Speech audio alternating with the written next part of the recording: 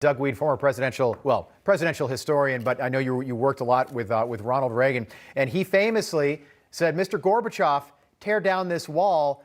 That was really arrogant and aggressive at that time. But you know what Mr. Gorbachev did? They had that dynamic. They had a good. Eventually, the wall came down, right? Yes, and that's how the Russians respond. They respond to force. Now, I'm hoping, Rob, there may be some secret protocols we don't know about, that Biden didn't just give away Nord Stream gas pipeline, but tried to get the Russians to promise not to do something in the Baltic states or Ukraine or somewhere else. But it's very possible after this week summit, we'll see China or Russia step into the vacuum. I hope that isn't the case. Rick, we've talked about this before. Putin, he's been there a long time, 20 years. He was with Boris Yeltsin before that as his deputy. Before that, he was in the KGB. And yesterday, again, we gave him the world stage with the world's press. And what did he bring up? He brought up George Floyd, BLM, and the Capitol riots. Take a listen. Just recently went through grievous chain of events after a certain African-American individual was killed, and an entire movement, the Black Lives Matter movement, appeared. I'm not going to go into details. I will spare you them. But we've seen pogroms. We've seen, looting and violations and riots. We sympathize with the Americans, but we do not want for the same thing to happen on the Russian soil, and we'll do anything possible to prevent this.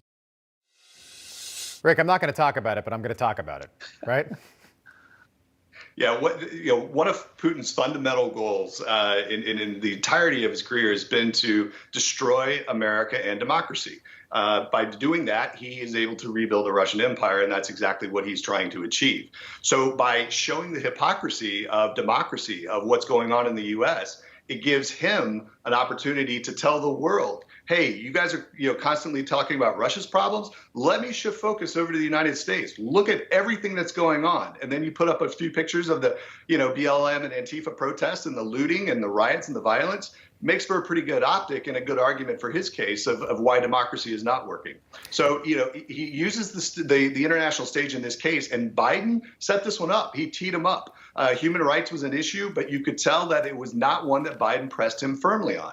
Putin didn't change course. He didn't talk about, anything that he was going to change with Navalny, the opposition leader that's jailed. So there are a number of instances where Biden could have pressed him much harder, and he didn't. Amanda, was the choreography behind the press conference setup, can we now say that was a mistake? Because, let's say it was Obama, Trump, go back to Clinton or Bush. They're standing side by side after a summit. And if one of the leaders says something the other leader doesn't like, you get the opportunity to respond instantly in real time before the international media. That wasn't the case yesterday. No, it wasn't. And I think that was a fatal mistake. They didn't have them side by side. Putin was able to dominate the conversation. He was able to take an hour, answer questions. And I've said before, journalists in Russia get killed. And yet he took questions from, a wide variety of reporters. Yet Biden was there for less than half that time, took questions for about 25 minutes, limited it to 7 reporters, and just really showed a display of how Putin really dominated this, and Biden didn't. Biden seemed like a diminutive figure, despite their height differences. Right. Seemed like the more diminutive figure and weaker. Yeah.